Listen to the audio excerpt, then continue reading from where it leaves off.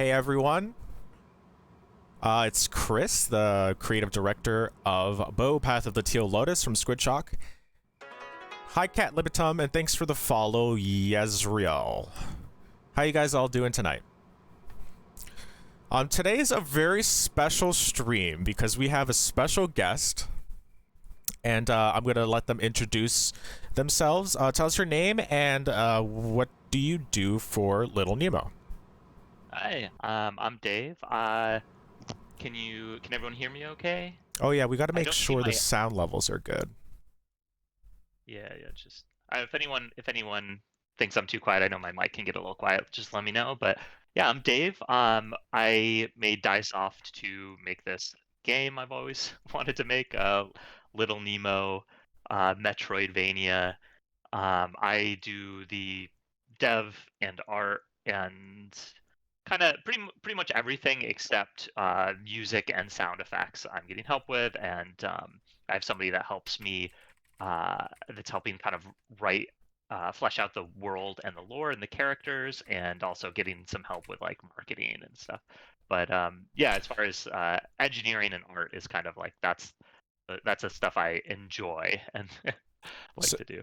So Dave, would you consider yourself like a solo dev? I don't know if we've established that. Like, I mean, I think people might refer to me as a solo dev. I think it's like you know, it's kind of like this project is something that I worked on alone for like 3 years before anyone else was involved in it. But I'm damn, okay. not like, I'm not the one. I'm not doing the thing where it's like, oh, I make all the music and every last sound effect. Right. I want to get as much help as I can. Yeah. Right now, it's basically just me, but like I don't want to be a solo dev, right? Like it's just, Yeah, it's it's rough. like a passion project. So yeah. Awesome. Well, if you guys probably don't know because I haven't mentioned it, but like I've been talking to Dave for a while, maybe like for like 2 months now. And we've been going back and forth, like sharing like tips and tricks and like, well, mostly it's mostly Dave like answering my Unity questions because he's actually Well, like also really good.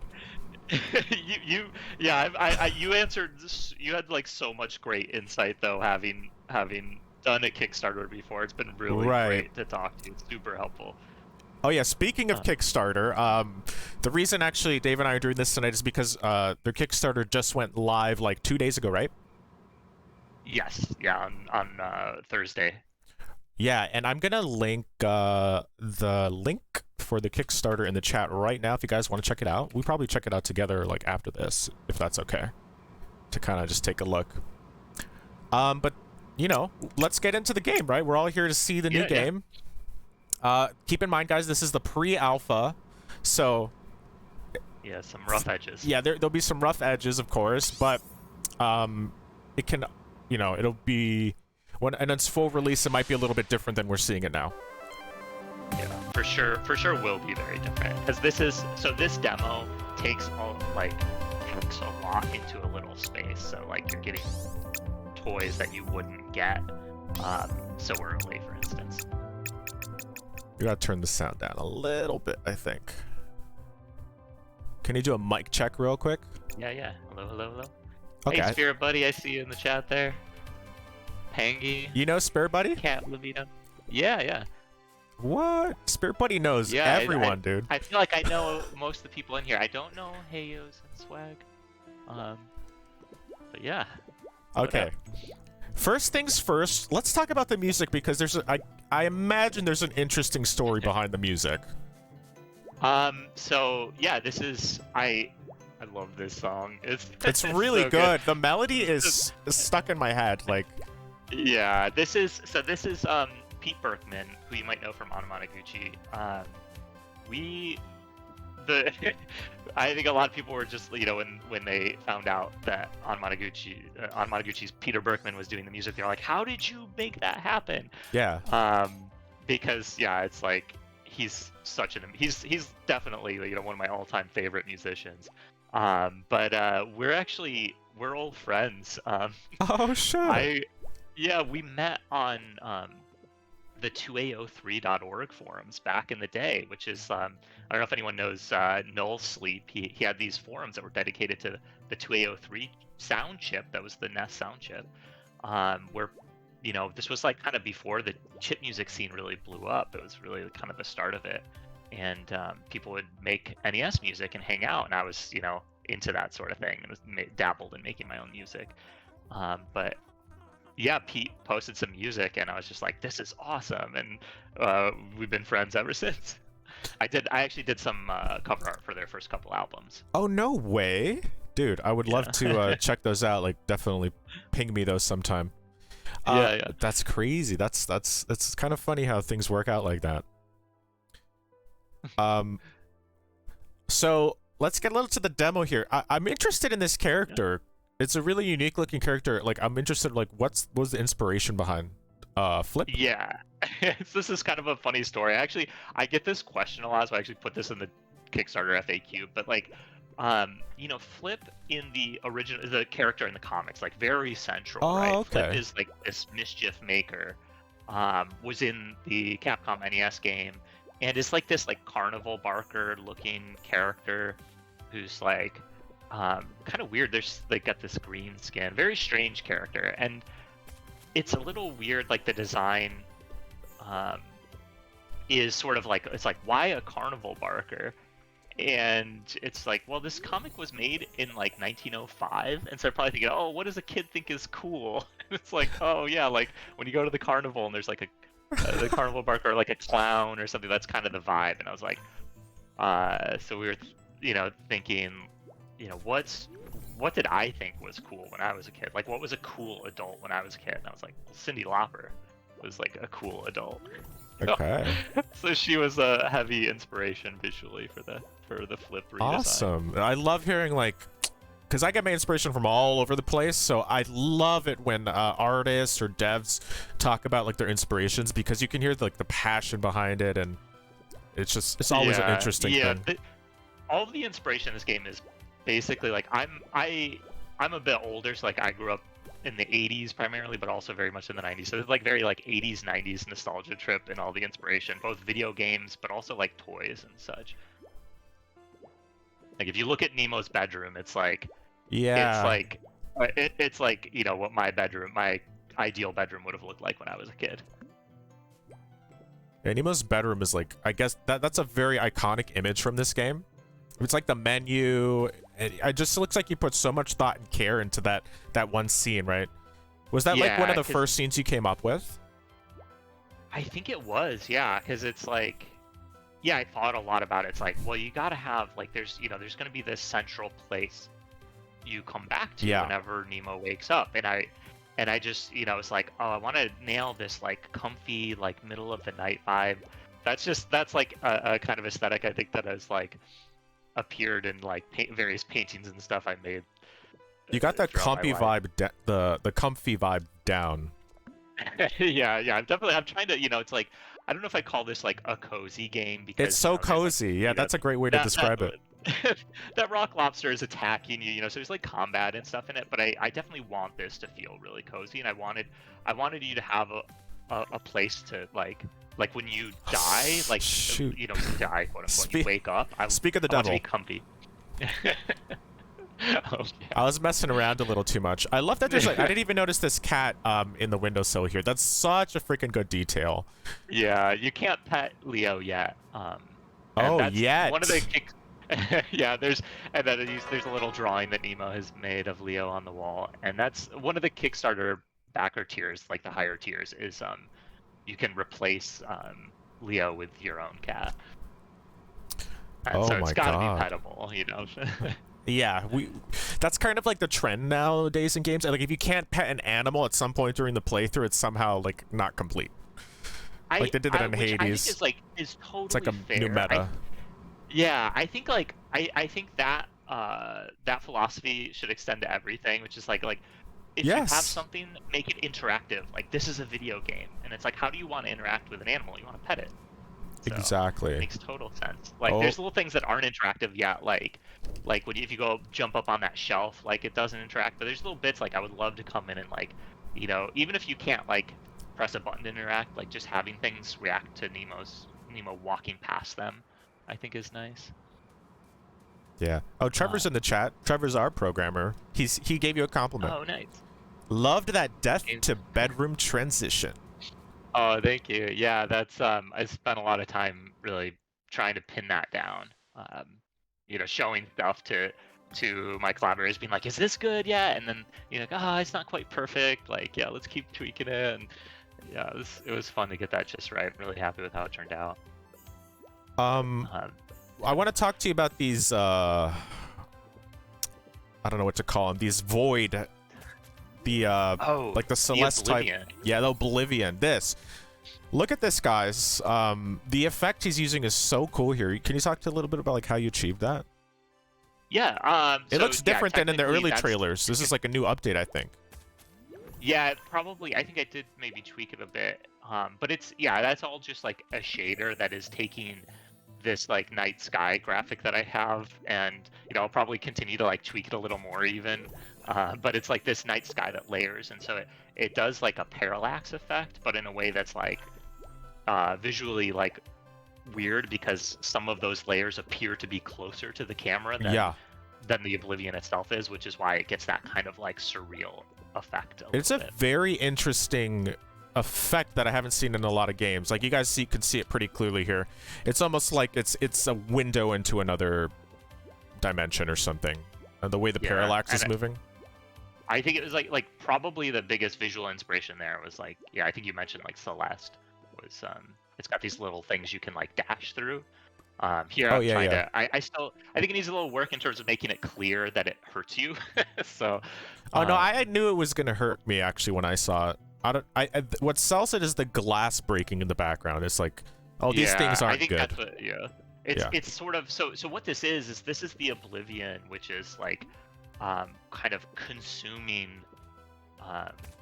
Slumberland, and that's hence the like glass breaking effect is sort of the visual motif for any time of like the idea of like the dream collapsing or like you waking up and stuff. Yeah. Of course, Oblivion has to wake you up. That's a really good touch. The glass breaking, and like the visual metaphor of that. Yeah, it's a little weird, but it was just like it's kind of like what is it needs some sort of visual metaphor, and that's kind of just what I settled on. It's like no particular I don't think reason. It's weird at all. I think it's like one of the like really cool things like about the trailer and stuff. One of the really cool visuals. Oh, we can't pluck this guy. Is there a healing system? Yes. It's like undertuned right now, so you don't get heals fast enough. But if you collect enough moons, when that moon meter fills up all the way, you'll heal one more. Okay. So I got to be real careful right now. I might, I might tweak that. Maybe it heals you fully when you get it. Maybe it takes fewer moons to get. We have some tweaking to do on our healing system too. Yeah. So I feel you there. This stuff is all very, very in progress right now. Like this build actually, like I didn't put this in the like README bit in the menu because I didn't want people to feel like they shouldn't be collecting candy, but it doesn't actually do anything in this build. There's nothing to be done with your candy yet.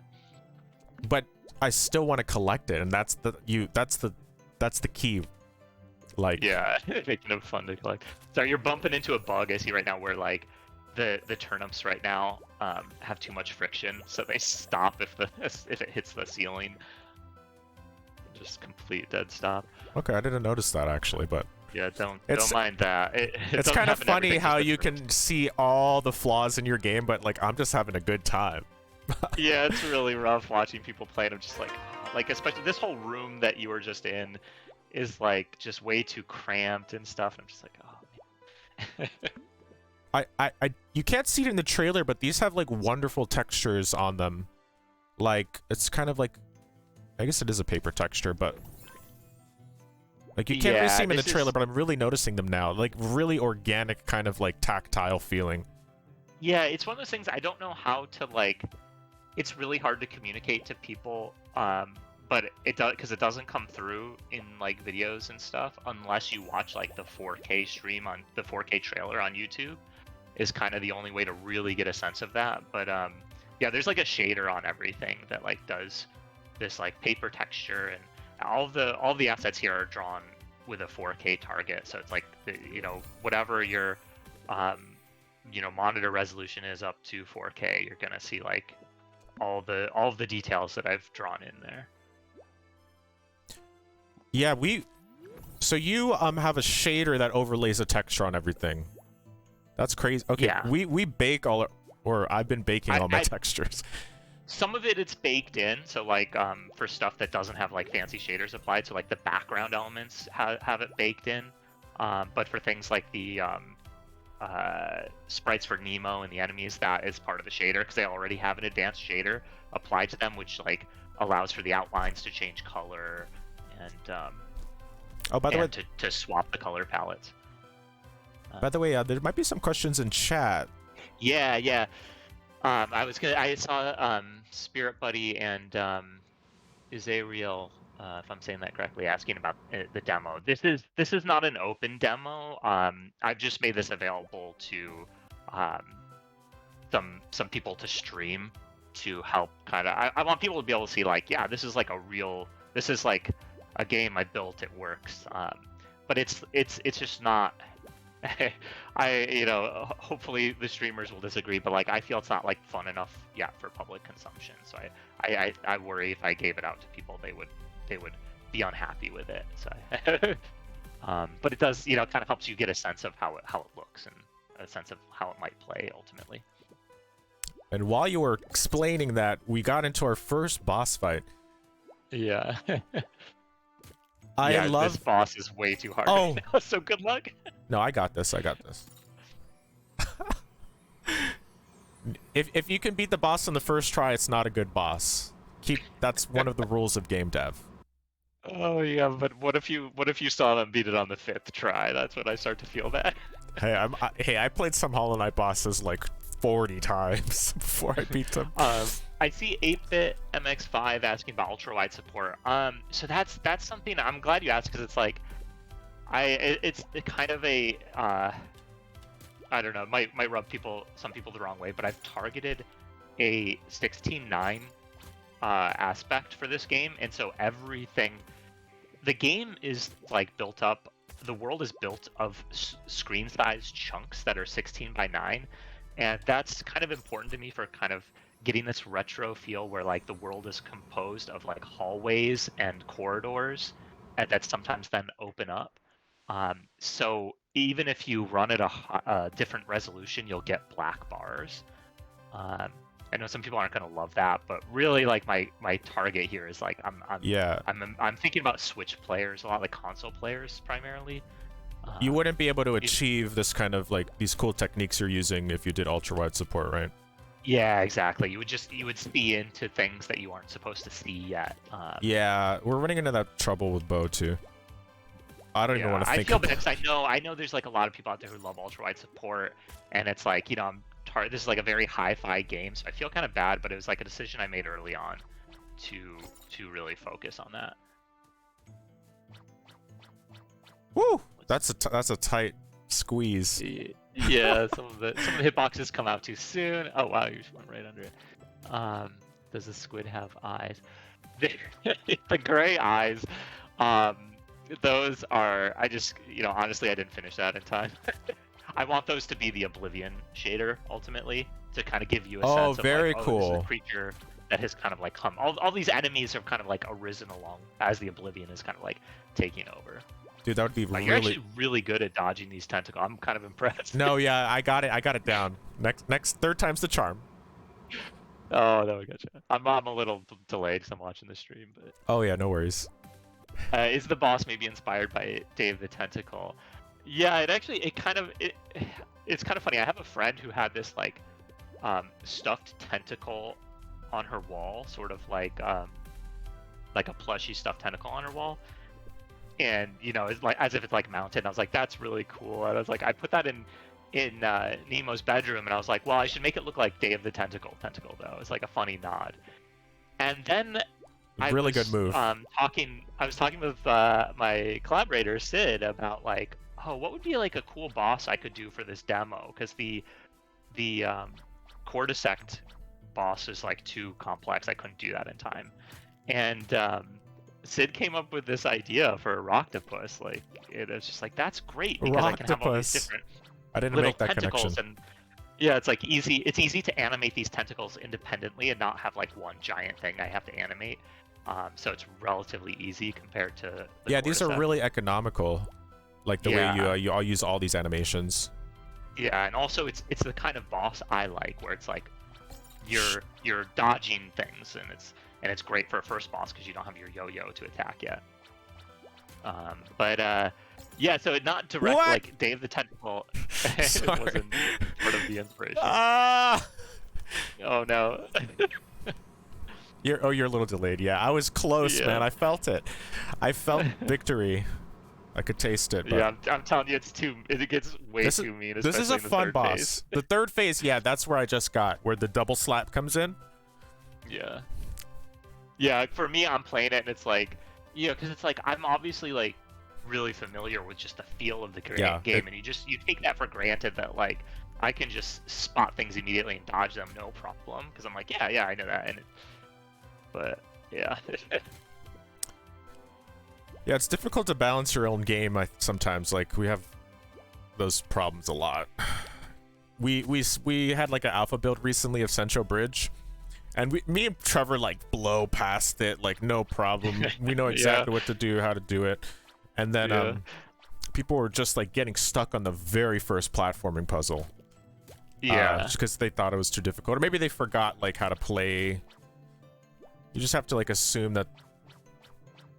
Yeah, you have to teach I the also, player like, well. I have like, I'm not user testing with anyone. Right? I feel really bad because I'm like, I put this demo out and I'm like, here streamers, play this. By the way, you're my play tester. Like, I feel like a little mean about doing that, but it was just like, it was, trying to get this. Because I actually wasn't planning to do a demo for the Kickstarter initially. I think you actually talked me into this by, kind of, you described what you did, like, because I was worried about getting something that could be good enough for the public to consume, and you kind of mentioned how you did something that was not a public demo, and I was like, wait, that's such a good idea, because then there can be rough edges and I don't have to feel so bad about it. Yeah, and you executed very well. I mean, I don't feel any rough edges so far. Everything looks, if this was the final game, I'd be super into it. Yeah, I guess there's like, for me, like, this boss being too hard, I feel like I think that'd be the only thing, but that's hard. Yeah, like I watched one of the streamers that was playing this, and they were clearly, it was like a little upsetting. Like they were having a really I love boss battles in general. I always have a good time like learning all the patterns and stuff. So this like I think a typical person might have like a lot of trouble. I mean, I'm not doing great, but like I don't mind this kind of boss at all early. That's good to hear. I'm glad it's at least like, as long as it's fun. Like but I know it's like it's unfun to have an unfair attack and some of these hitboxes come out way too early. One thing that I might suggest is the telegraph for the sliding tentacle that slides across the floor. I think the problem with that one is it accelerates throughout I think it needs to accelerate a little bit at the beginning and then come through at maybe like a fixed speed. That would make a lot of difference, I think, in like difficulty curve. Yeah, and also it's probably just a little too fast. But yeah, there's the one tentacle that comes out by the door. Whew. Like always gets people. Yeah. But yeah, I saw 8-bit MX5 asking, Spirit Buddy asking about what was the inspiration, whether it's the TMS anime or the NES game, the cartoon, I guess maybe the comic strip. You mean? I would say that the inspiration for this game comes from primarily the cartoon, or like the comic strip, Winsor McKay's comic strip from the early 20th century, but also the Capcom game was a huge inspiration. I think like also in the character design, even though this Nemo looks a bit different, you can feel like it's a very like chibi kind of style that I've gone for. And to me, this is what Capcom games look like in my head as a kid. That's what I wanted to get here, is like, what if Capcom were making a little Nemo game in 1986 or whenever that came out, and they had this kind of like power to like what would they have done? And it's like I'm imagining something like this. So that's the inspiration. The movie not so much, honestly. I am a big fan of it, but not a huge inspiration for this specifically. I really like the wind particles you're doing here. Oh, thank you. Yeah, it's I want to add a lot of like environmental details to all the zones. Just like I want more foreground details is kind of one of the things that's lacking here. Like here you've got the grass swaying, but it's like I want little like tree stumps and more of this low rock. There's stuff I just didn't have time to really get in all the detail I want. And also it's like I need to move on and like get other zones started, like because I just have like the candy zone and the mushroom marsh kind of started, but it's like there's plenty of zones that need a lot of work. Oh no, the one by the door does me in again. Yeah, that one's the rough one because it's like it's hard because the particles also come up behind Nemo. Oh, visually, like the so telegraph. they're harder to see, but then also the hitbox just comes out too soon. I'll just remember not to stand there. Yeah, sometimes you just gotta. Oh man. I mean, if you want a tip, there are like speedrun strats for beating this, because you can. What a lot of people did is they found like, wait a second, I can bring in an item to the fight. Oh. Which I love that people found that. Did you know like that was a possibility? You must have. Oh yeah, that's how I played it a lot when I was doing it. I would bring in like a rock lobster, which you can get 2 hits out of. But some people like got the key and brought that in, which the key doesn't ever die, so you can just use that to just get 3 hits on the octopus and kill it straight away. Which is pretty fun. So it's like if you get fed up, it's like, okay, you can just do this. Games like this need to be a little challenging. Yeah, I agree. Like I like a little challenge, but also I want to. There are also like if you want, you can slow down time. Like that's a setting you can go fiddle with right now. If you're like, okay, this is too hard, I'm gonna like set it to like 50% speed. So I'm trying to balance having. There is a setting like that. That's really cool. Yeah, like for accessibility. Yeah, exactly. Like if you go into the settings, accessibility. Wow, you're already like front loading a lot of accessibility features too. Look at this. Yeah, I've been working on this for a long time, so it's like a lot of my time spent working on this game has been like, let me make sure I understand how to like build the game I want to build. And so it was a lot of like fleshing out, making sure I could build systems that would scale to the size of a game. And so a lot of it has been kind of like built out stuff that you might not expect to see in an early build. That's one thing I noticed about you. You think very, very deeply about scalability in your games. Like yeah. I mean, like my background's like before I left to do this, I was working at BuzzFeed designing apps, and so it's like that's kind of it's like, oh yeah, like working on an app that's like made for millions of users is kind of like my norm, I guess. Oh cool, no way, I didn't know that actually. Or maybe you did tell me that. Dave, have you grown up with the original Nintendo console? Yeah, the Nintendo was like wasn't my first console. My first console, like the first video game I remember playing was like Jawbreaker on the TI-99, which was like basically an Atari, but like a little paddle games. It's just great. But the Nintendo was my first like console when that like I really got into. It was like old enough because like TI-99, I think I was like like 3 years old. So just kind of remember that. So yeah, a lot of the inspiration here is NES and Super NES games.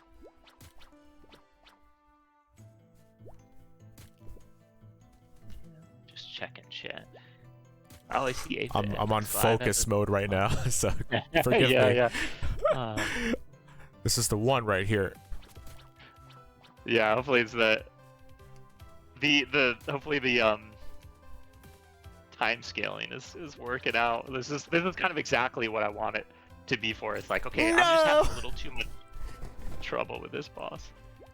Oh, I'm still alive. I'm still alive. I thought I died there. This might be the last Oh hit. no! Oh my gosh! Wow. Yeah, I just saw you like realize you were alive just in time to dodge the tentacle. Let's go! We did Nice it. work.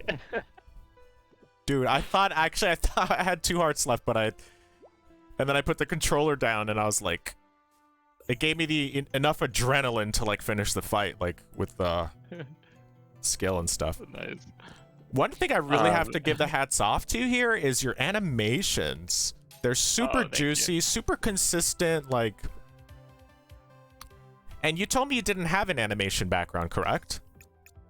Right. I mean, I studied, which a is bit of insane. Like I studied like my bachelor's is in painting, right? So like I did a bit of animation study in college, but never like did animation. I think the only animation work I ever did was like some stuff for Anamanaguchi, like for the Dawn Metropolis. I did a little bit of pixel animation stuff. Yeah, it's been really fun to get into. I like animation a lot, so I think about it a lot. But it's like, yeah, it is tough because it's like I'm really slow at this stuff, so like it takes me forever to get something I'm happy with.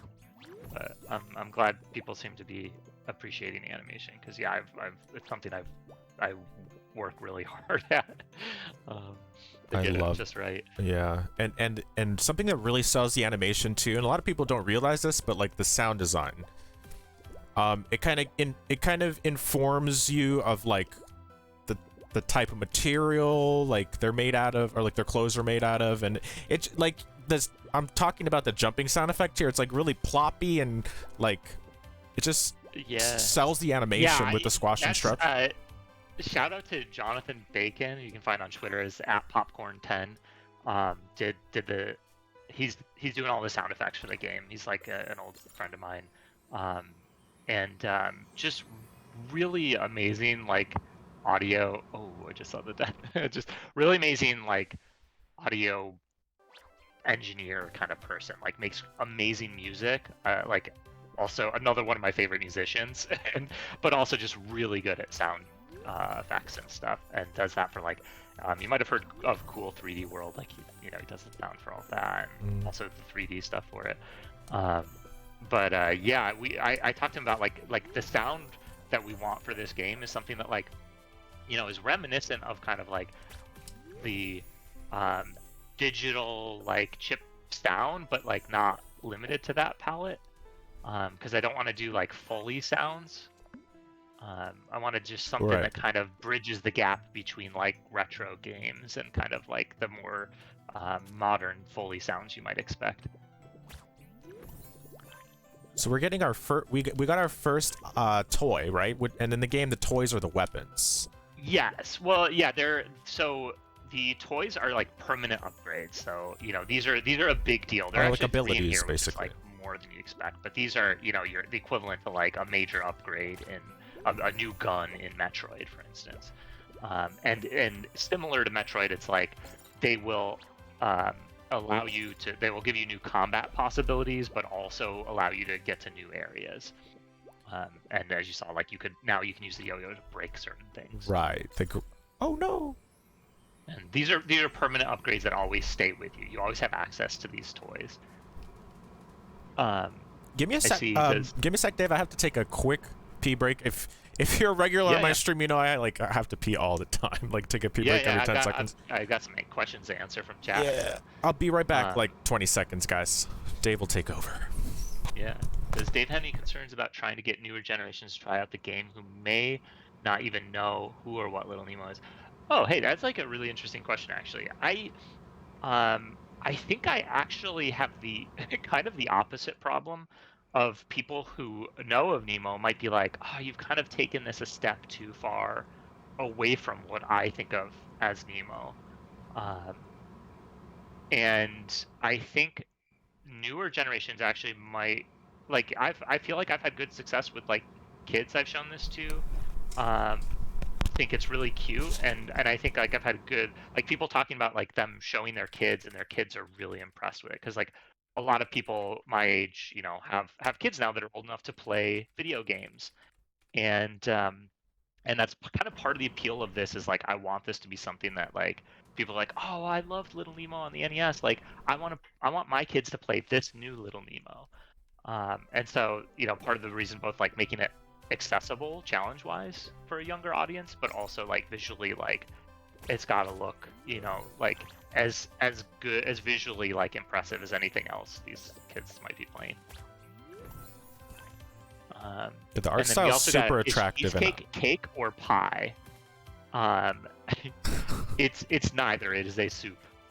They love asking that question, or like, yeah, I remember having to answer that a few times. Oh yes, the hardcore fans. Yeah, hardcore Nemo fans, I think, might take issue with where I'm taking the game, because it's which I understand. It's like you love something, and it's like when somebody does kind of takes this thing that you love, and then they just kind of don't quote unquote respect it enough and do their own thing. Yeah, so there'll always be those kind of people. I'm very much taking this in my own direction. So it's like, I appreciate it's not going to be for everyone. Like the Ghostbusters sticker, non-branded ghost band sticker in Nemo's bedroom. There's lots of, I tried to put in lots of little details in there. Oh, I see you're checking out the status screen on what I'm seeing at least right now, which is not like quite ready, but that kind of, you can see the toys there that you'll get. It kind of spoils all of the toys actually right there. Oops. And the PJs, and there's this Guardians punch card, like a returning member punch card thing, where you can see how far your progress is in the game. Your UI is like really like well thought out and like cool, like the sticker, the whole sticker theme, the composition notebook, the stamp card. Yeah, it's one of those things like I Tamagotchi really at the bottom. Because the system menu is like very business, right? Like I tried to make that fun as well. But it's just like, it's like the inspiration there is like modern Apple UI design, basically stacking menus, but like horizontal stacking menus. And this is designed to be very serviceable and scalable to whatever I need it for. But it was like, for the status pages, like that needs to be fun. That's like that's the game there. I worry it's a little too busy at the moment. I might come back in. I think it's pretty clean. As we get more, but yeah. Well, it's like a sticker album. Yeah, it's supposed to be. It's like this is supposed to be. Maybe it's like a desktop in Nemo's bedroom or something. Yeah, I imagine like it'll be empty in the real game. Yeah, like all those stickers aren't there. This starter kit is the only stuff you start with, and like your default PJs, no Guardians are stamped yet. You don't have any Little Buddy stickers. The starter kit is just something. It's kind of like the in-game instruction manual, if you will, that just kind of like tells you what, like Nemo has a few innate abilities, and it kind of iterates over them. In the NES Little Nemo game, Nemo throws candy at enemies. You can collect candy. The candy is like in this game is like a currency, so that's your money. So you'll use that to do various things. Like some NPCs might sell you new Little Buddies or PJs, or they might heal you if you give them candy, or some might simply like want candy and they'll be like, hey, can I have some of that candy? So it's various things, but it's essentially a currency. Can you already change the pajamas in the demo? No, the only way to like change Nemo's PJs right now would be to like go in behind the scenes and fiddle with some parameters, but that UI doesn't actually change Nemo's PJs yet. Because I haven't. That is what it'll do, like different colors and skins. Maybe? Yeah, different colors, and they each have like little buffs. So they're kind of like the PJs and the Little Buddies are like your kit, which you can only change from the bedroom. And so then when you come into Slumberland, you're sort of like locked into that kit. They are. Wait, real like, quick. buffs. Could you let me know which way to go here? Cause I have the yo-yo. So you have the yo-yo.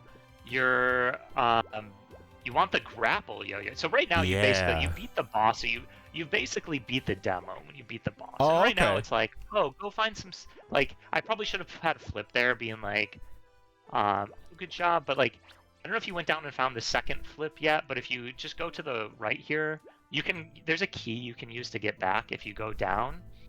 to the right now, and there's like a wall here you can walk through. I don't know if you found this. Oh. Whoa. It's Yeah, this one. Candyland. So the problem is actually this secret's a little too easy to find, and the key that this is actually used for is a little too hard to find. So like things like that are like where the balance is like, oh, that needs some work. But you take this key, you can use this to open up the door that's up above you right now, and then you can continue on backwards a little bit. And, there's a wall you can break now that you have the yo-yo. Get this key.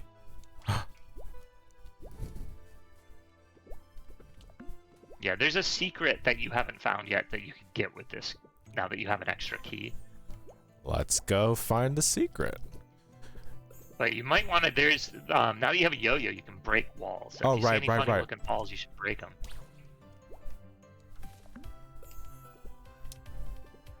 Oh, this jump is risky. Ah! Don't blow it. We did it. Oh! There's more of them. We did it, though. Okay, sick. Okay, we're back in the beginning area. Maybe I shouldn't be holding this key. Oh, okay. I threw it across the gap, so it's fine. Yeah. But I imagine this opens something over here. Yeah, you know what they say, like always check left first when you start a new game. That's true. Oh, the treasure chest, maybe? That'd be my first inclination. Oh yeah, it's a little. I need to make these a little more like decrepit. You know, like they're overgrown. They're supposed to be non-functioning. But... I found the secret pathway. Nice. Yeah. Yeah, this is. I meant for this to be. I thought this would be easier to find because I thought more people would just immediately check to the left. But I think, yeah, a lot of people actually found the key first and are just like, I have no idea where to use this key. So it's a little tricky. Yeah, there's a fine balance of making things like secret. Thank you for the follow, Pamdapama.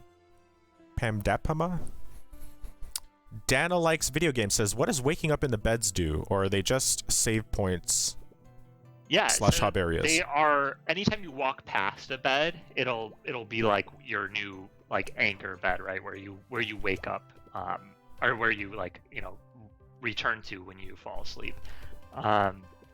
And waking up actually removes all of your candy and moons, and you kind of like are starting fresh each time you fall asleep.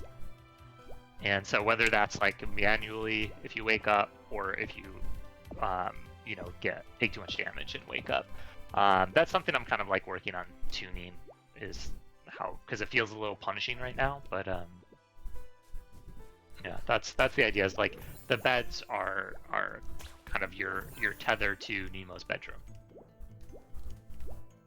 It is like, I don't talk about it much because it's like a weird inspiration, but Dark Souls is like a big inspiration for this game. Like, but yeah, they're basically bonfires. Is a great way to think about it. But yeah, like in terms of like the way the Dark Souls, specifically Dark Souls, because like that is my favorite of the Souls games in terms of like world layout. The way they layer shortcuts returning back to areas you've been, that's the sort of stuff I want to capture, and that's like what I was trying to do with this demo, is build like a small taste of the game that kind of communicates some of that, like finding shortcuts back to places you've been and stuff. Pam Daba says, so excited for this game.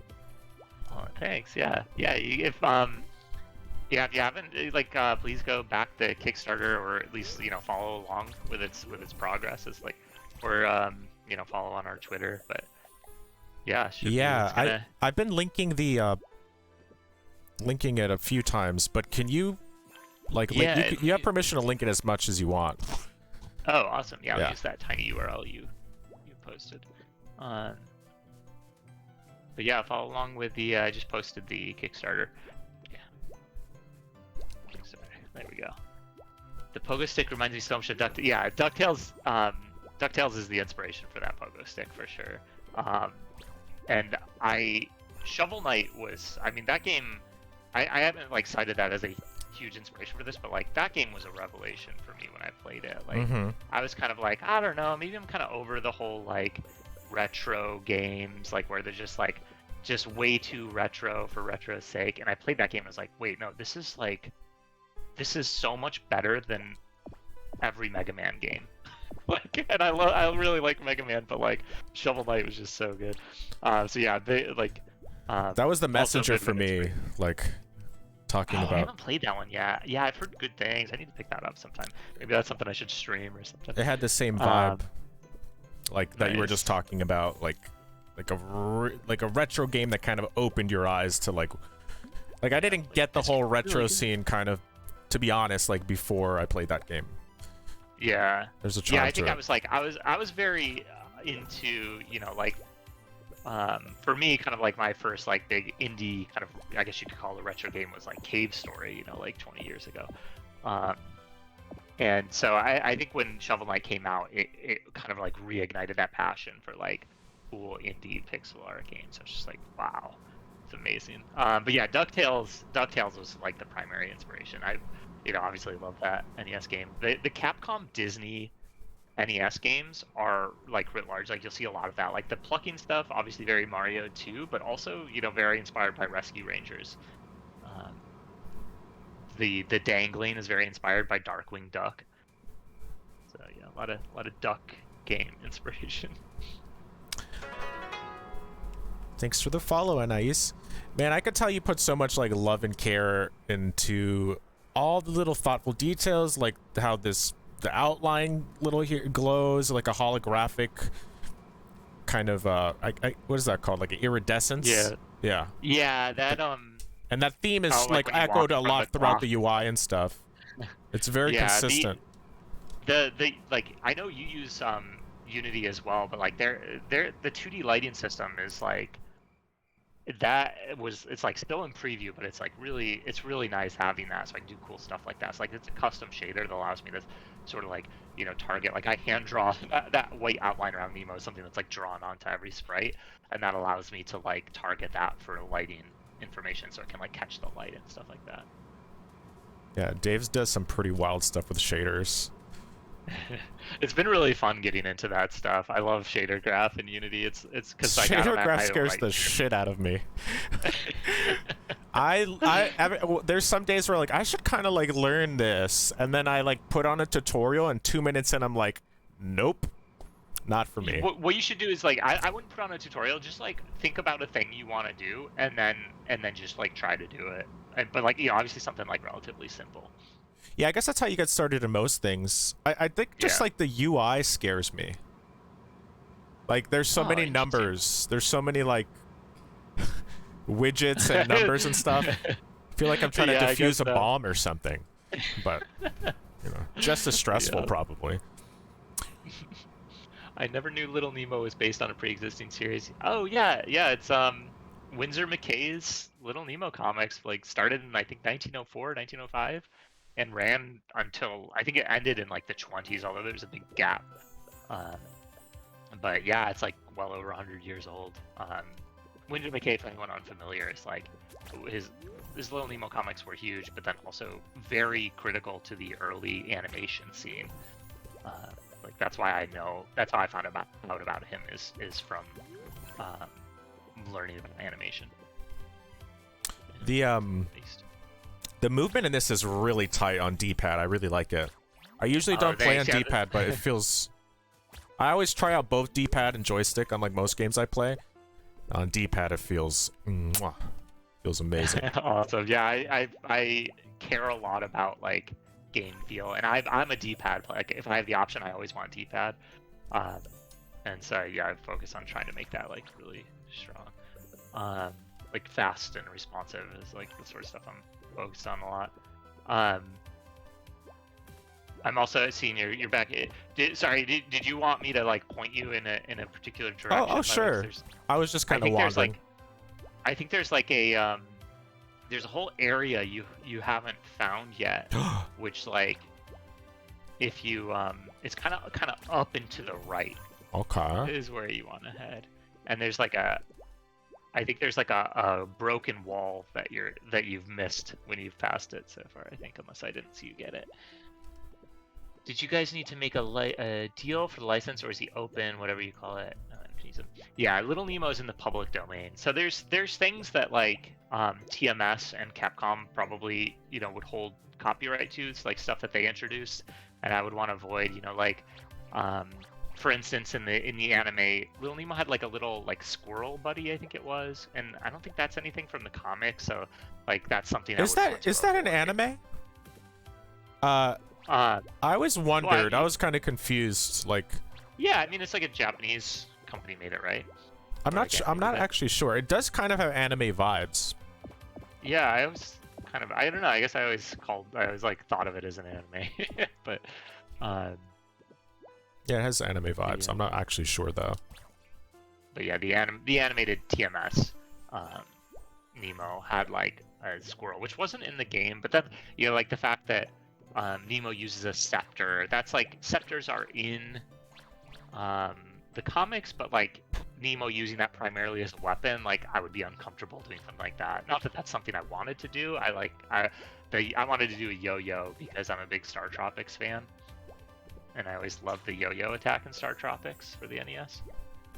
Okay. But is this the secret room you were talking about? There's no, but this one's just that for fun. Yeah, it points out like this like jump right here is a great example of like getting up onto that little ledge there that in that room where like you kind of have to use the coyote time frames, which like I'm obviously like really good. Like every time I jump off a ledge, I'm like using every last of the 6 frames of coyote time I give you, and then I see people try to do it, and it's like they're like, "Oh, this jump is impossible," and I'm like, "Oh, jeez." Yeah, it's little things like that are rough edges. But yeah, if you go to the right, there's a wall in that vertical chamber that's like in like a cave kind of area. There's a wall you can break through. Definitely a game I need to try sequel. Yeah, Spirit Buddy. Star Tropics is I'm not like the biggest RPG fan usually, and I know that's like that has like real-time combat, which makes it, even though it's got like the overworld of like a Final Fantasy kind of a thing, but then it has the like Zelda 2 style, like, oh, you go from an overworld into like side-on action combat, even though the combat is like top-down, kind of more Zelda 1 style. And yeah, highly recommend Star Tropics. Really, really fun NES game. Like it holds up pretty well. Dave, I went back into the room. I think I went into that one before and got this key, right? You don't have the grapple yo-yo, right? Oh, not that. So go up into the right now. From where I got the key? Yeah. Okay. So you just use this key to backtrack a bit. Do I need this key? No. Okay. I realize it's a little delayed, so. So down here, there's like a secret you can get if you see the wall that's a little cracked. Jesus. No, back up. Weird. So back up here. Look at the wall on the right. Oh yeah, I do see that. Okay. Oh hell. Oh wait, no, I did. Wait, I thought I opened this. Oh wait, did you? Sorry, did I totally miss you? No, but I didn't get. I didn't get this item. I thought I did. Is there another area where you use that kind of broken wall?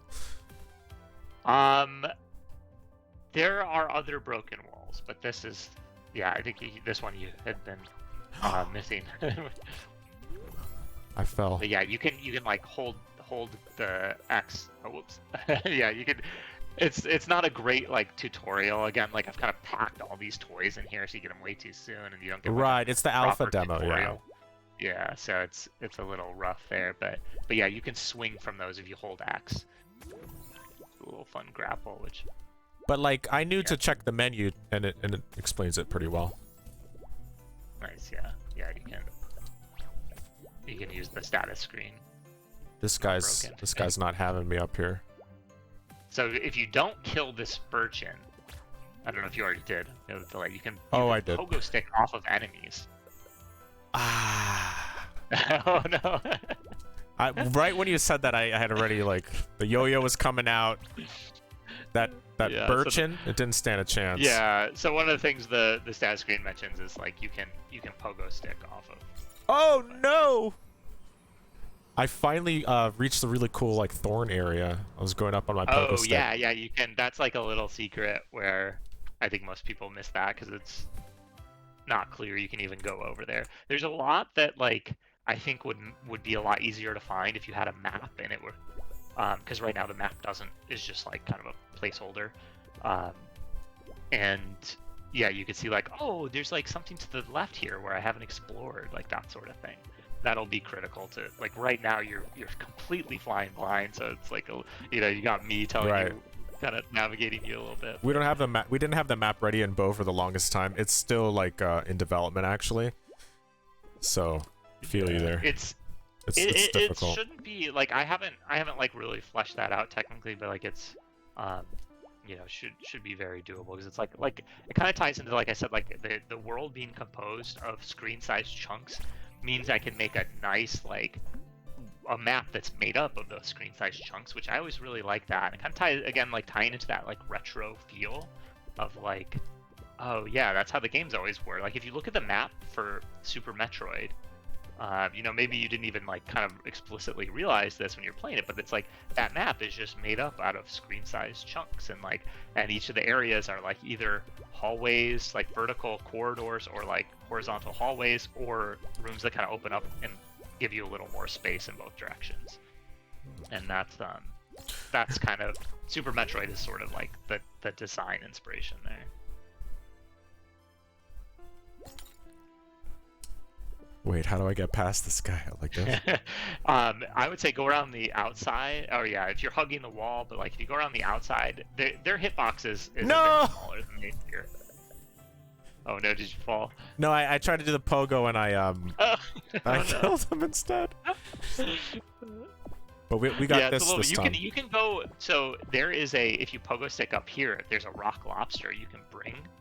There's a rock lobster up here that you can then bring down below. Like bring back over there. Up there? With the chest, yeah, like where the chest is? Yeah, go to the left, it'll loop you around.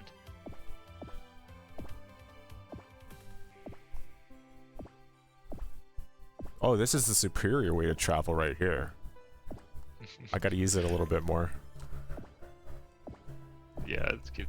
I need to tweak that, because right now it like locks the camera, but... Oh no!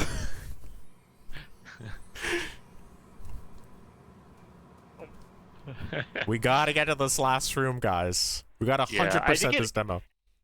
In general, most of this stuff is all just like everything's like a little too crowded right now. Like when you landed there, and then it was like there's spikes just to your right, like that sort of stuff. Because I kind of like in this room you're in now, it's like, oh, this room is like 2 by 2, and it really should be everything. I should generally be making like twice that size most of the time. Yeah, I just didn't give enough room for things to breathe right now, and part of that is also just like, for me, it's easy to just like super like perfectly navigate everything. So I'm used to and this demo's really fresh, so like you did say that you hadn't even tested it really, right? Like with yeah, it's just me playing it. So yeah, will the Sleepwalkers be able to play this demo being shown on stream? What I want to do is take this and kind of iron out some of the kinks and then maybe make it, I don't know, I'll kind of like, I'll probably like ask the Sleepwalkers what they want. Like I could make this available to people. I worry about them playing this and then being like, maybe I like don't love this game. That's our biggest worry all the time. Yeah, there's just like, I know people are like, oh, I really want to play it, but it's like, trust me, like there's a lot about this that is gonna rub you the wrong way, and like I recommend just like watching someone play it and then like waiting until it. Yeah, it kind of builds the excitement too. That's like what we did with Bo, right? So yeah. I can't recommend that enough. Like it worked out well. Yeah, this is like that right there. Like you've fallen. Like I feel bad because it's like, yeah, you fell. I should have made that like found some way to make it clear. No, but like, the thing is, like, you're learning a lot, right? When you're watching the streamers play. Yeah. Yeah, I learned so much from watching people play, Bo.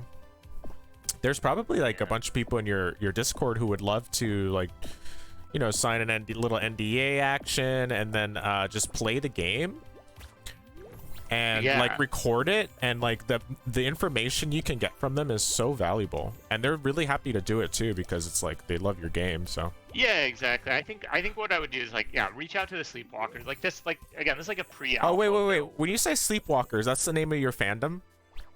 That's the no, that's a specific tier. Oh, okay. That's a good name for the fandom too. Yeah, I like sleepyheads. That's what I've been using. Oh, that's pretty good too. Because that's like the base tier, so everyone's at least at the sleepyhead tier. And I always just love the word sleepyhead. It's just such a cute and endearing term to me. But yeah, Sleepwalkers is like alpha access, so like early builds and stuff. I think when people choose playing alpha, they need to take on a mindset of this is an alpha, like it's not final. A lot of times they don't though. Yeah, I think the other thing is like I honestly like I already have a lot of feedback on this build, and there's a lot I would change, and so I would like to at least kind of change that stuff. I'd like to at least put in like a little bit of work, but then like I think getting this into people's hands and just making sure they understand that this is not even at an alpha stage yet, right? Like this is content that, like, while I'm sure like the layouts I have here and stuff will inspire the final game, like this is content that I don't even intend to ultimately be in the final game. Wow. I mean, like that, you know, the Rocktopus will be in the game, and like right, but things might look a little different. Yeah, it'll change quite a bit. Especially like locations and colliders and stuff. That stuff always changes a lot. Because like I said, like I need to give everything more room to breathe in a lot of areas too. So like, you know, the geography will change a lot. How do can I respawn enemies somehow? You have to wake up. Sorry. Oh, no problem.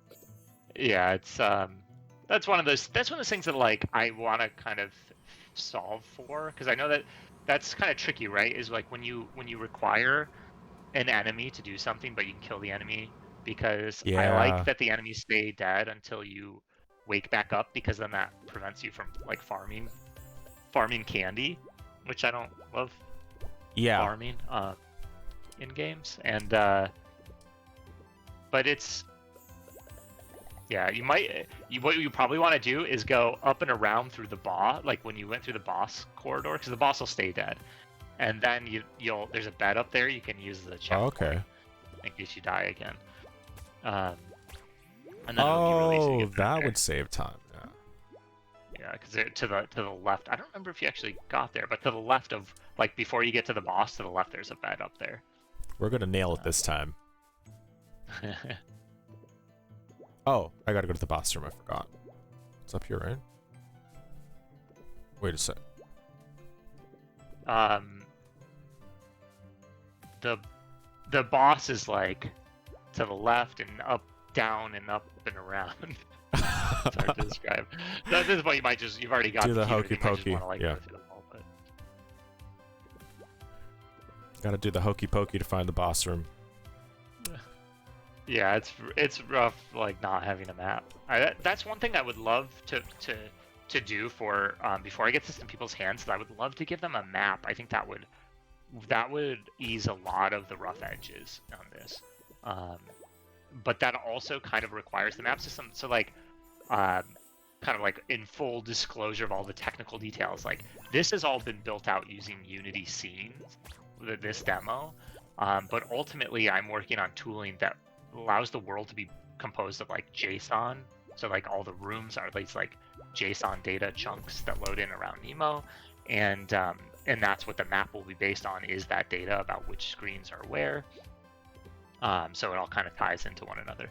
Oh no, I just saw what happened. I killed the urchin again. Forgive me. Yeah, that's what I was saying. You might want to go to the boss room in case that happens. So you can where's from the grapple? So like if you go break that rock to the left and then like go down, it's kind of like if you go back to into that like little cramped room with the bed, if you go up, straight up out of that room, that's how you get to the boss room. to poke you and turn yourself around. Yeah, it's man. Like one of the things I think I need to introduce, for instance, is like a solution for this would be, oh well, you just need like the equivalent of Mario pipes, so like something that spawns enemies, and once it's spawned once, it remembers and doesn't continue to give you candy. Is like a great example of a solution I'd be happy with, like, but I haven't implemented yet. And so now it's like, oh, you killed that enemy, now you can't jump off of it. Too bad. Go like, jump into the oblivion and respawn. Not ideal. But you know what's great about like, I don't ever mind backtracking stuff because it just feels really good to move. That's like one really key thing in games. Like, if it feels good to move the character, everything is a pleasure to do. You know what I mean? Yeah, that's what I'm going for. Is like I think it's like I'm fairly happy with how the movement feels, but like the world itself, I think is like a little too clumsy at the moment to be really fun to navigate. But like a lot of people ask about fast travel, and it's one of the things I want to push back against as much as I can, because I want to make the world like a joy to move through, so that you want to travel, and also add lots of like, go shortcuts. To the left. Oh, you want me to save? Yeah, on the bed on the left. Yeah. Okay. And then if you accidentally kill the virgin, you can just like respawn up here and run. Easy. Yeah. So making the game, I want it to feel like, oh, going from here to here is gonna be fun. It'll be like playing a Super Mario Brothers 3 level, like going through this zone, rather than I have to traverse this annoying area. I think I didn't load the checkpoint on that bed. Oh, sorry, I wasn't watching. Did you you probably jumped on it, didn't you? That's like a bug, basically. Oh, okay. Yeah, sorry, if you have to actually walk in front of it right now to trigger it, but actually sleeping, like waking up in it won't trigger it. It's something I'm kind of figuring out, but basically it's like I needed a way for you to be able to get past a bed without choosing it to be your checkpoint. So I'm kind of figuring that out. Like maybe you activate a bed to make it your checkpoint, like explicitly first before you can wake up. Yeah. Okay, so there's a way to make it your checkpoint without going back to your room? Is that what you said? Yes. Yeah. If you walk in front of a bed, it sparkles. That's when it becomes your checkpoint, when the bed sparkles. Okay. And it should also become your checkpoint when you sleep in it. But that's just an oversight on my part. That was my first inclination. Like, I have to sleep. Yeah. You're like, oh, let me jump on the bed. But yeah, I see. Anna is my seagull. You don't understand how cool that sounds to create your map with JSON files. I'm working on a remake of We Play Tanks myself, where the entire level generation system is through 2D arrays with one massive C# file. You could say that the enemies come from the nightmares. Oh yeah, so like, I do understand how cool that is, and that like for me that's really cool. I think most people won't care about this sort of thing, but I'm glad you do, because like I think there are certain people that will really care about it, because like what that means if you have like a world made out of JSON is that anyone could just go in and mod it.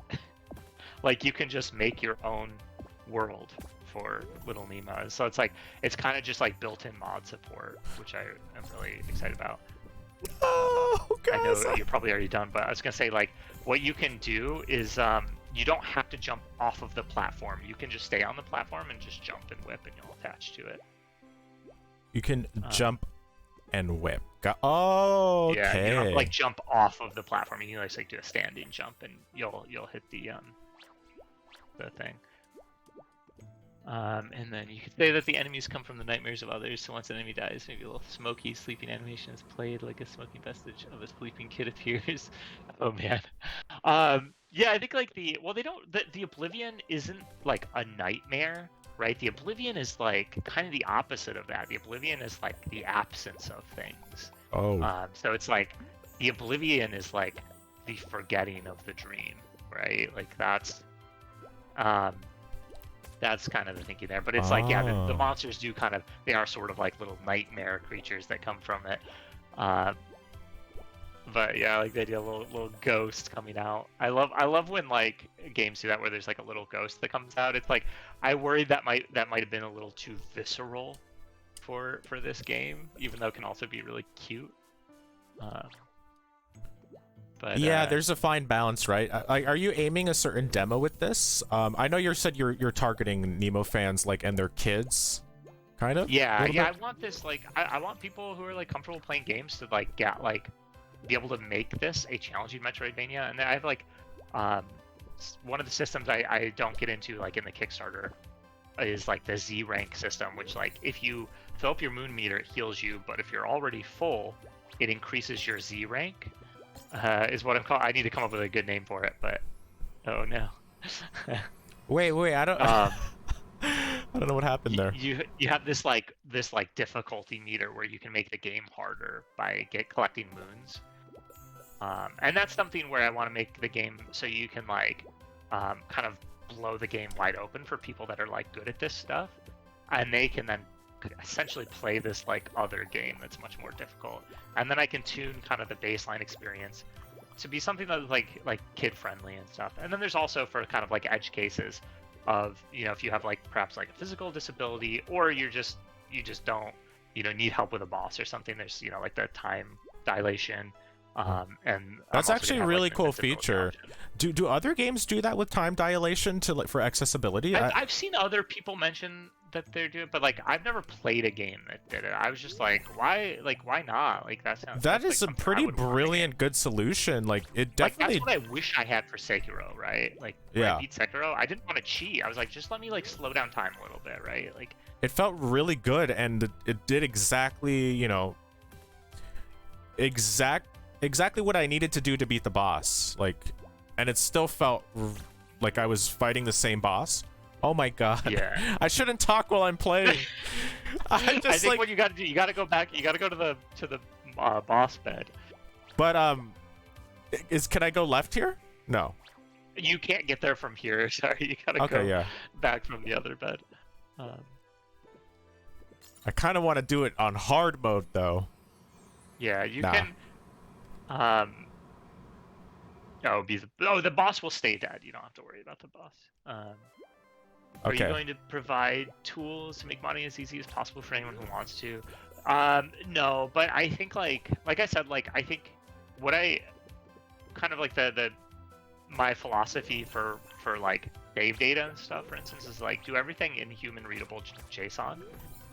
So like I want the world to be in human readable JSON, although it'll be like, you know, ugly to look at. Like you'll be able to, somebody could easily kind of open that up and run it through a pretty print and then see what it looks like and edit it and fiddle with it. And then I don't need to make tools. Then people can, like the community can do that, would be ideal. And like save files, all your save data is also in human readable JSON. So you can just cheat if you want to. You know, I think I want to provide the tools so everyone can like do stuff as they want. But like,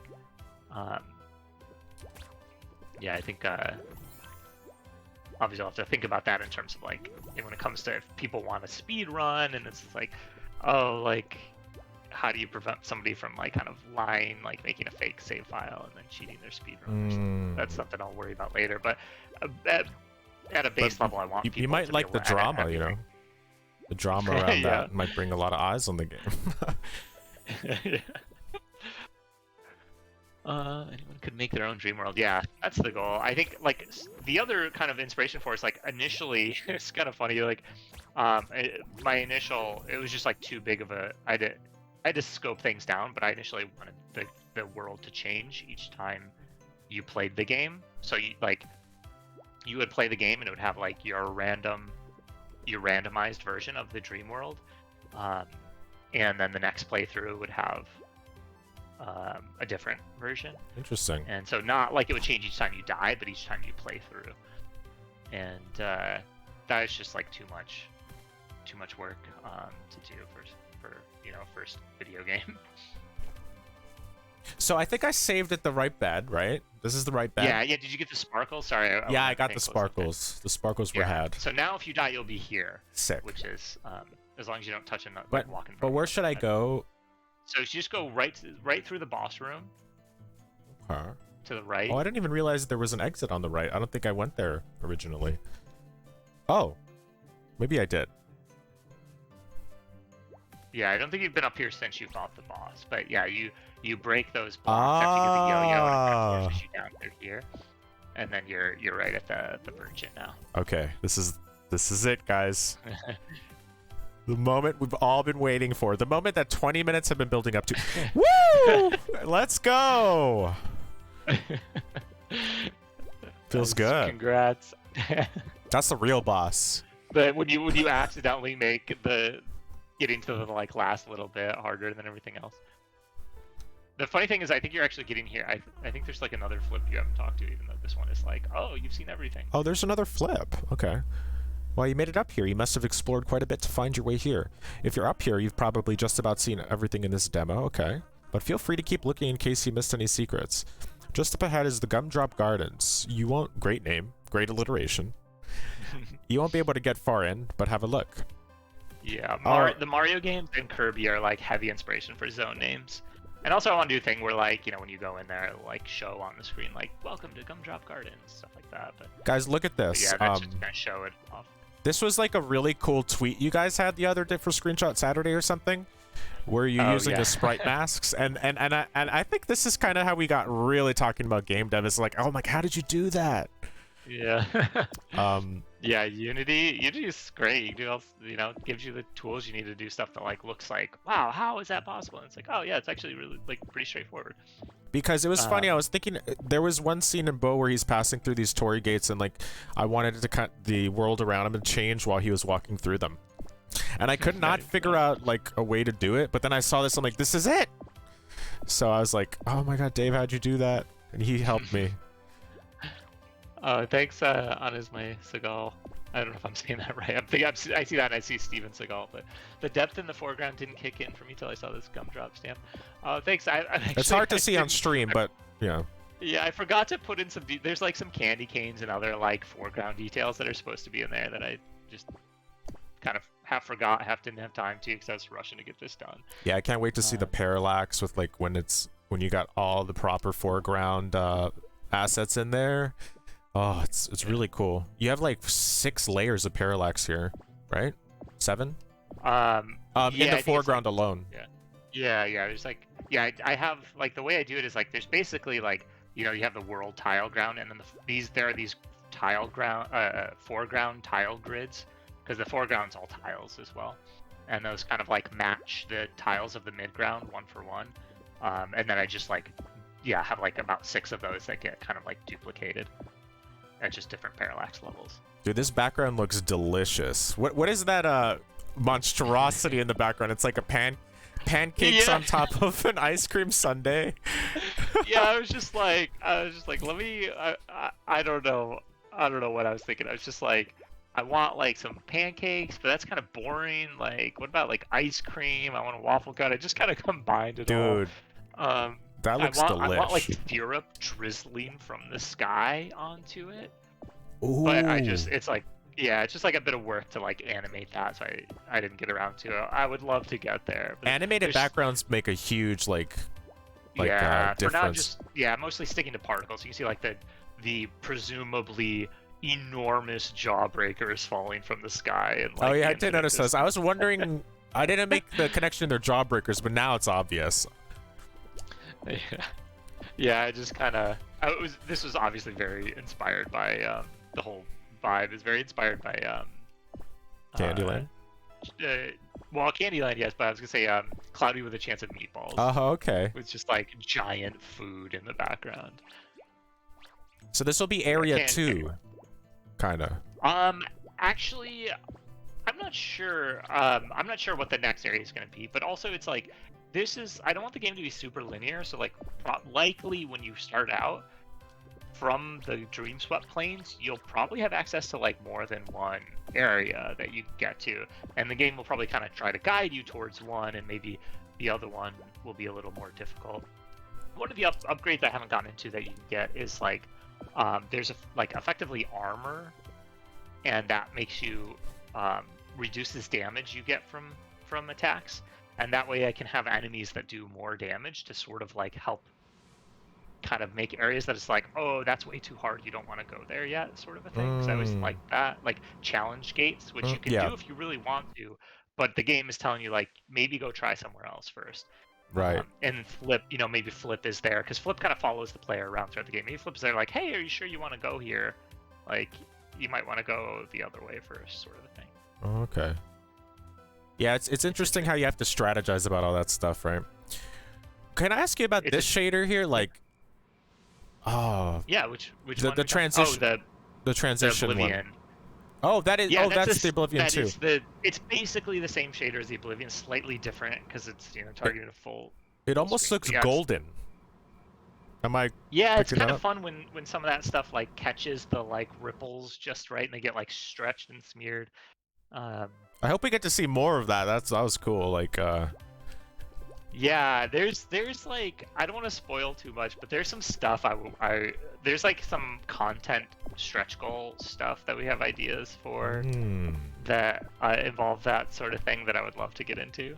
Okay. Yeah, like typically the Oblivion is like kind of a thing that you just sort of push back, but isn't, it's kind of this ever-present threat, but isn't really the final enemy, at least in kind of like the plan for sort of the base game's lore.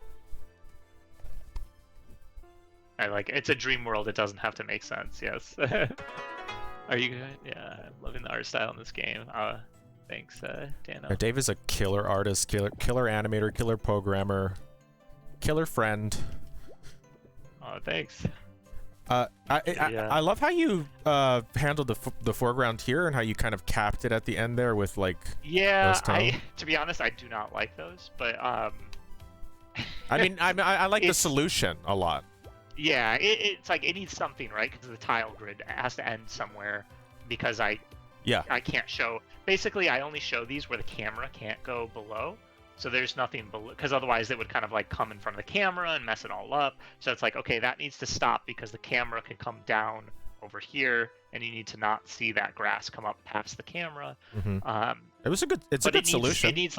It needs some stuff, I think, like in the foreground of this part that is like. Yeah, I also just don't love the drawing for those rocks, so it's like I'll redraw those at some point because they drive me crazy. But yeah, it's like it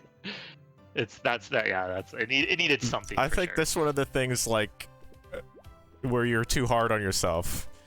These look great. Yeah, I don't know. That's like why this is so. The art is like really hard for me. Like programming is like so easy and fun for me, and then when it comes down to the art, it's just like it's really hard not to be like really critical of everything because like I feel like it's hard. I don't know. It's like it's your own stuff, and you're sort of like this is what I want it to look like, and I have this thought in my head, and it's like it's not there yet. Like maybe it's good enough for most people, but like it's not it's not the vision I had in my head yet. It is a strange phenomenon because like everything looks really coherent and clean, and like I love being in this world, but yeah, like as an artist, I can also relate that everything that I do, I think we had this conversation the other day because you were like, I love your stuff. I'm just like, how do you do this so quickly? How do you like? I don't know. I just hate it like myself. I'm like, yeah, that's a placeholder. That's not in the final game. Yeah, I'm over here like, this is amazing. How did you just throw this together? What is wrong with you? Yeah, but the thing is, like, sometimes those assets do make it in the final game, and like everyone, no one ever had a problem with it, I guess. Yeah, that's the thing. Is like you gotta. It's tough because I realized that at some point, right? It's like I'm really critical of those rocks, but it's like it's the sort of thing like I could probably ship those, and like most people wouldn't hate them. Right. Well, not even if you're framing it wrong. It's like, they're great. I don't know. I guess I don't hate them, but I certainly dislike them when I see them. Yeah, I gotcha. I feel you. I can relate. All right, so I think I think we did finish the demo, though, right? Yeah, I think. Oh wait, actually, there is one thing you didn't see, which Oh, sorry. Did you already cut it out? No. I'm still in. Oh, okay. It like froze for me. Oh, there. Oh, weird. I think my connection was just having trouble. If you wait, go back in. There's one thing I think that might be kind of cool to show off. That you didn't get to. To the left or to the right? So if you go to let's see, where are we now? To the left and drop straight down this corridor till you get to the bottom. and there's like these little Mario 2 looking indoor underground areas that kind of show off some cool like tech stuff that's fun to show off. Which I think we've talked a little bit about this, like you and I. But yeah, I have a lot. I really like the stuff that like Unity provides, like tools that I can then build on top of to do is like create little volumes that allow me to control. So now go to the left and go. There's like some pass-through platforms. Drop down into like the second one, and there's a flip down there. And it kind of shows off some stuff. So it's like when you go down here, it's doing it's like changing the lighting, and it's changing the audio soundscape, and the other room that's to the, like if you go back above ground and to the left and then go down, it's also changing the lookup table for color indexing, so it kind of is able to like just give a like color shift to everything. Ooh, I can't like wait imagine to see you this. just like pull it into Photoshop and do some like hue saturation levels adjustments, like. So yeah, I didn't even know you could do this. Here, yeah. So it's like this sort of stuff in here. Like there's like echoing. So I have like a volume that like is in this room, and it applies all these different things, like the lighting changes, and it's and then I can kind of like lerp between the volume So, up so above you're and lerping volume like down the below, so it can change. the global lighting color, or Wait, sorry, what'd you say? you're lerping the global lighting? No, there is no global, or there's like sorry, there's like a few global lights that I'm lerping like the lighting scheme, which is what powers the global lights. Yes. So you're taking it one step further. Damn.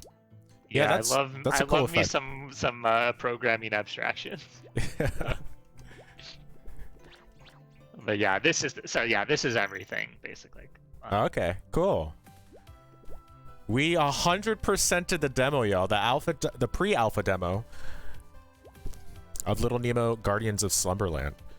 Oh, we gotta spam the link. Nice. Yeah, we've had a consistent yeah. like over 20 20 viewers the whole time. What'd you guys think? Do you guys have any more questions for Dave? We've been going for about an hour and 30 minutes, and Dave's like super busy. Do you have to go anytime soon? Maybe like no, I'm good for people have questions. Yeah, if we have some I questions, don't maybe want to like another. linger longer than because I don't want to overstay my welcome or anything. But No worries. it should be we just launched the other day, but it's also a Saturday, so it'll probably be like I'm hoping it'll be a calmer day today. Let's take a look at your Kickstarter right now. How about that? Oh yeah, that'd be great. Kind of get into some of this stuff. I'm going to be a little bit behind again from the stream feed delay, but oh, this is not.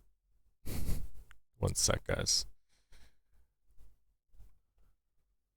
Whenever I go to Kickstarter, it just goes. Squidshot? What? I swear I followed Squidshot. Hey, thanks for the follow. Oh, that was you. Yeah, I just realized like, you know what's really funny? My alert sound effect is an actual sound effect we have in our game, like a little jingle. So when that plays while I'm playing the game, I'm like, oh, someone followed me. Oh, someone subscribed. It's like I'm like a Pavlovian dog. Oh no. Yeah. That's good like tip on not to do that or all. Yeah. Let's watch the trailer. How about that? So the trailer's playing right now, everyone. I know you're lagging a little bit behind, but yeah. Oh, you had some animated light leaks there. Was that in the alpha? Like when he's sleeping in the bed? Oh, yeah, those, unless I broke it or something, those should be there and animated. Yeah, I think it's a little more noticeable because in that trailer I do a cut where they actually jump a little bit, and I think that's probably why you spotted it. That's my guess. This boss is really interesting. I think you called it a cordyceps. Yeah, like cordyceps plus insect portmanteau. Right. And And this is based off like that fungus that like turns ants into zombies, right? Yeah, yeah. Sid, who's helping with like narrative and ID, like yeah, basically kind of like leading like the narrative, because that's definitely one of my weaker areas. As she was, I was thinking about bosses for the Mushroom Zone, and Sid was like, let's do like a cordyceps, and it's like, oh, that's such a cool It idea. And it's really like, well, is, yeah. and I did a drawing, and it was so gruesome, and I was just like, this is Wait, what do not you mean? appropriate for the game. It was like too crazy looking, like too scary looking? It, yeah, yeah, exactly. It was this ant with We like need to see goo this coming off drawing, of Dave. it. Where's the drawing?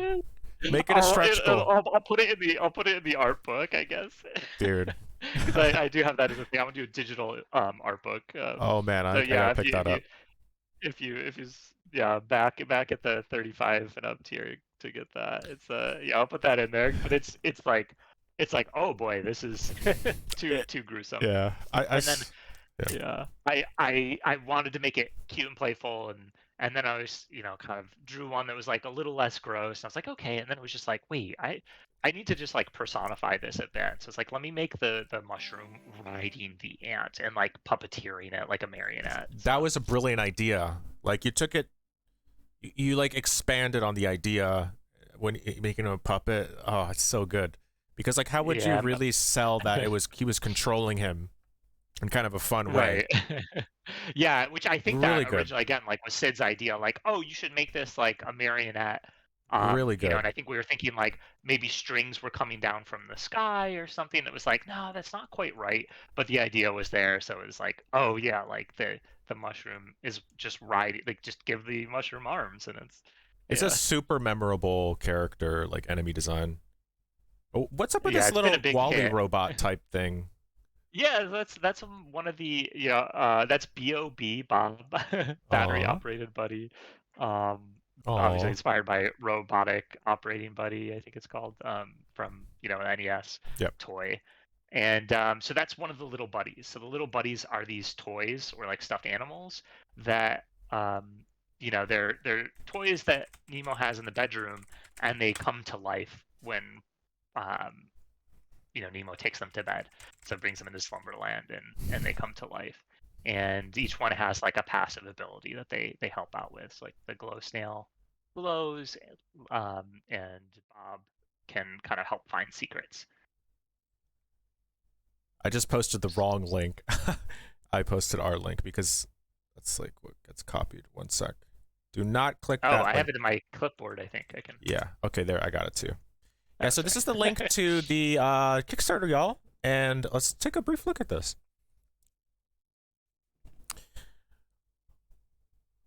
We got GIFs galore. Yeah, I know.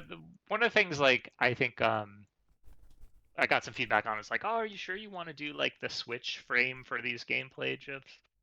Um, Oh, is that? I didn't even notice that's what you were doing. But yeah, any of the except oh, for this you mean top this? one. Oh, okay. The top one I did without, because I wanted to kind of set a tone and make it big, just like kind of real quick, like here. But all the other gameplay GIFs, they all have the Switch framing. Just because I think it kind of helped make it clear, like here's gameplay, like it visually is interesting, and also like even though, like I said, like I think about PC a lot, making the controls nice on PC and how can we mod it and stuff.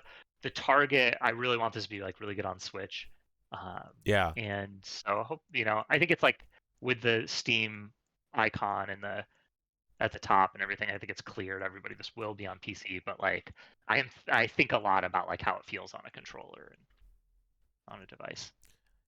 I I own a Switch, so like for me, it's like, oh, it's on Switch. It's like a good feeling, but I can't get like the perspective. Maybe like someone who didn't have a Switch would be like, is this only Switch? But Yeah, I yeah, I think did. it's Yeah, it's fine. like I did get feedback from like more than one person. Like, I don't know, it feels a little like too Switch heavy, but I think that honestly, it's like kind of. I think that does kind of express like how I'm approaching this. It's like I am kind of like Yeah, not Switch first, but like I think a lot about how it's gonna run on yeah. the Your Switch. your your game looks very at home on the Switch, if that makes And it's sense. also the Switch is very toy-like, and so it's just like very appropriate for the campaign too. like the colors and Yeah, everything. So. exactly. Yeah, it sells it. I like this little bubble ability or the animation. Yeah, Like, that's one that's not in there. That's like your defensive maneuver. So it's like, and we'll interact with water as well for sort of like giving you options. Because again, like they need to both give you combat abilities, but also like add possibilities to like traversal and stuff. So it'll interact with water in now, can we interesting get a little ways. scoop here? What were some Yeah. toy designs that were left on the cutting room floor that you didn't end up using?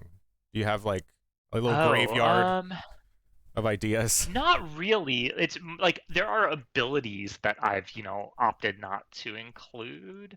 So like, Okay. but most of them I kind of knew right away. I feel like I had a pretty good handle on early on, like what I wanted in it. But like I don't have like a double jump, right? And Uh-huh. that's like very common in this sort of stuff. But Ah. um, there is no double jump toy or ability. Um, Yeah, I don't know. Honestly, like it's kind of one of these things where these kind of like coalesced kind of nice. I just kind of started small, like, oh yeah, yo-yo and like bubble, and I want to have wall cling and wall jump. So there's monster claw. A lot of it was more about I have these abilities. How can I make a toy that expresses that ability? And does that ability give you both combat um improvements, like make combat more interesting, and does it also make platforming more interesting? You did a good job of like, I mean, the pogo stick was kind of cool. I really like the monster claw. It's like a little. I saw in the trailer. Okay, Yeah, right there. it's a It's like a strange wall one. slide. It was hard to. It was like I knew it was a hard one because it was like I want a wall slide, wall jump. Like, what do you like? How does a toy express that? And so it's like those robot arms, with like the little Oh, grippy thing. could have been robot arms. That's one of the Yeah, ideas that I was got thinking cut. about like Hulk glove and monster claws and Oh like yeah, the robot arms. it's They all really kind of like cute. Like I came want one of together. these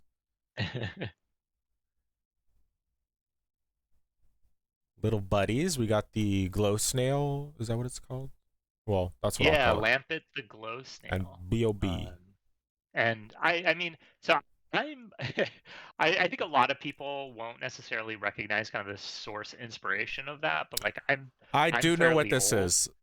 Okay, so Yeah, I you're do know the familiar with the reference. glowworms? Yeah, yeah. Yeah, We can yeah. look at So these. so a Look. lot of the idea with the little buddies is I can kind of talk about like not the cutting room floor, but the soon to be like the ideas that will inspire little buddies is like I want it to be like those sorts of toys from the like 80s, especially where there were a lot of like buddy toys in the 80s. So like my buddy, right, for instance. But there's like Teddy Ruxpin, for instance. Are you gonna have a Teddy That's a toy Ruxpin? that in some that I sort of want to like roll into some sort of little buddy. Um, Dude, yeah, I remember what these are some things. Yeah, there's like Mad Balls is one that I think about. Like, I'm oh afraid yeah, to I've got a Google whole image list search of that toy one. But inspirations. yeah, dude. Glowworms. I actually I was a love huge Dizzy Glowworm Beetle. fan Look about at this. it. That's such Yeah, a Dizzy cute Beetle not in design. the game yet because it's not a fun enemy. The Rattler actually isn't really ready. I just kind of slotted in there because you probably noticed like the Rattler hurts you if you touch it, which is not something I want. Basically, I want like things to only hurt you if they look like they're actively throwing out a hitbox. Okay. Um, but the Rattler, I just wasn't ready yet. But I was like, well, I want more enemy variation in there, so the Rattler just kind of walks back and forth and hurts you if you touch it. Um, yeah, Dizzy Beetle swoops down from above. Not fun enough yet, but we'll get there. I love the design. I want like a pillow or like a stuff. I have a plush, I guess. Bertrand would make a. Ironically, Bertrand might make a really nice pillow, like a beanbag chair type thing. Yeah. I'm really happy with how the Birchin turned out, which is why Birchin shows No, up in a I lot of like the Bertrand was screenshots I the do and stuff. first enemy I saw, and I was like, dude, that kind of honestly, that really got me interested in your game. Like just the way you animated the Bertrand. I think the first thing I ever commented on your Twitter about was like either about the Bertrand or like a scene the Bertrand was in, and was just like, damn, this looks cool. Great Awesome. animations. Yeah, because the first enemy I made actually was the rock lobster and then the dizzy beetle, and then I was like, wait, I need a dead simple enemy. Like it literally just sits there, and if you touch it, it hurts you. And it was like, what is that? Some sort of like urchin-y thing. And I was like, well, it's gotta like have a nice little idle thing, 'cause that's kind of boring. So it's gotta like do a little dance. So, you know, Look at your setup here. yeah. This is you, right? Yep. Yeah, that's where I'm sitting there right now. But yeah, It, you this is got the where everything iPad, happened. right? You do everything on Draw, Procreate, right? yeah, I draw everything on Procreate, bring it on into Unity over there on the computer. Um, yeah, one of the first things when I moved in here was like, I need to get a good desk situation, because previously I could not like draw at my desk, and being able to like spin my chair around and draw and then like come back to the computer is so nice. Like, Yeah. My such setup's a a good little rough. productivity Yours looks boost. comfortable. You got your little rowlet. Yeah, yeah, Sid actually felted that. Oh, it's felt. So yeah, Adorable. yeah, that's custom made. Oh, I was gonna ask, does Peter Berkman do everything? Like, or is he gonna do all your music rather, or just the Yeah, one track? yeah, Oh, he's doing the whole soundtrack. yo, insane! Yeah, I can't wait to hear more. If you guys haven't heard the music, well, I guess you did because it was playing during the game, right? yeah, Yeah. that was I that. kind of had it low though because I needed your voice was more important at the time. So Yeah, yeah, you can come listen to it here. yeah, Nemo's this theme. like just listen These, to the main phrase. It's like the main melody. It's addictive right here. yeah, this is so good because like yeah, Pete and I talked for a while about what to do here, and you can hear the music box was like something I wanted in here for Nemo's theme, So because good. I was thinking a lot about the end of Super Mario Brothers 2. Oh. And I was like, I want that to be expressed, but also like a lot of the soundscape that I was like looking at for inspiration was like what I was gonna do before. Originally I was gonna like try to do the soundtrack myself, and I was just gonna use like old like classical music. So I was thinking like probably the Romantic era type music, but it's just like that music is all a little too busy, and it kind of takes center stage. And then also everyone has been using what is it yeah I forget what the translation of it is. I think like Debussy's I think it's called Moonlit Waltz. Claire de No, it's Lune. called Moonlight, I think. What's that? Oh, Claire Claire de Lune. Claire Yeah, de Lune. Yeah, that's one of my yeah. And favorites. so yeah, because like that's something that I would have wanted to be in there, but it's just like suddenly appeared in a bunch of games and stuff. But yeah, then I was like, I should just like talk to Pete and ask him to do this. But yeah, I'm blown away like what he's done so far. Like these songs are both some Uh, of my favorite songs now. honestly, yeah, that's one of the catchiest and like atmosphere setting. Like it sets a really unique atmosphere, and it goes along with like kind of a mysterious nighttime, starry night vibe. Yeah, And I don't know if that's because I've yeah, already associated it with your trailer and stuff, but it's got that twinkle to it a little bit. yeah, yeah. But it's I think warm that's and the fuzzy music too. box. Yeah, Yeah, yeah. That's like Pete really nailing it, and also like yeah, we kind of like the music box. I think to me feels like twinkly starry night. it's nuts good. Like it's so good. It's Yeah, one of the best like I couldn't video believe it game when he songs. sent it Yeah. to me. I was just like, I mean, I knew he was gonna do something awesome, but I was just like, this is like Yeah, more than so you would good. ever I'm so impressed. expected, right? Yeah. Yeah, and then he followed it up with the Moonlit Waltz, and I was just like, wait, do I like this song even better? Oh, wait. I haven't even heard that, I think. Is that on here? Yeah, that's not in the trailer. That But is was in that his on your Kickstarter? yeah, that was just below the other one. It's that was in his performance on Day of the Devs. Which Oh, yeah, I only by the watched way, half of Pete did a that because performance at the end of Day of the Devs. yeah, I actually was watching that right before we were talking, but I couldn't finish it in time. But I will finish it after this. Oh, will the Master of Dreams pajamas have any bonuses, or is it purely cosmetic? It's purely cosmetic, but it does have a bonus. It just simply has the same bonus as the default PJs. So all the PJs have a bonus, even the default PJs, because I like the idea of balancing them all. I want like which PJs you're wearing to be an expression of like choice of like how you want, a combination of how you want to look and which buff you want. And I don't want any other PJs to just inherently be strictly better than the default PJs. So like if you like the default PJs, they should have a good ability. But I don't want any of these like exclusive items to give you like some sort of competitive edge or anything, so they're completely cosmetic. So yes, they are an alternate variant of the default PJs, basically.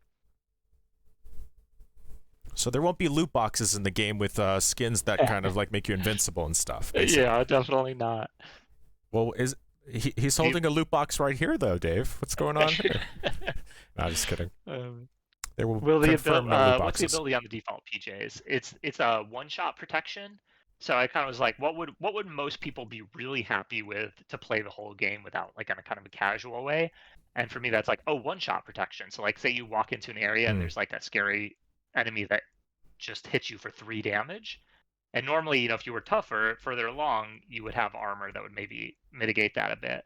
But the one-shot protection makes sure if you're at full health and you get hit for 3 damage, you won't die. You won't wake up. You'll be left with 1 heart, which is something that like actually I think a lot of people don't realize this, but Breath of the Wild has this inherently.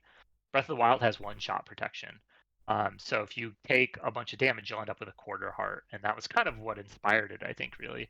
I only know that because I played my second playthrough of Breath of the Wild. I did the whole game with 1 stamina bar and 3 hearts and 100%ed it.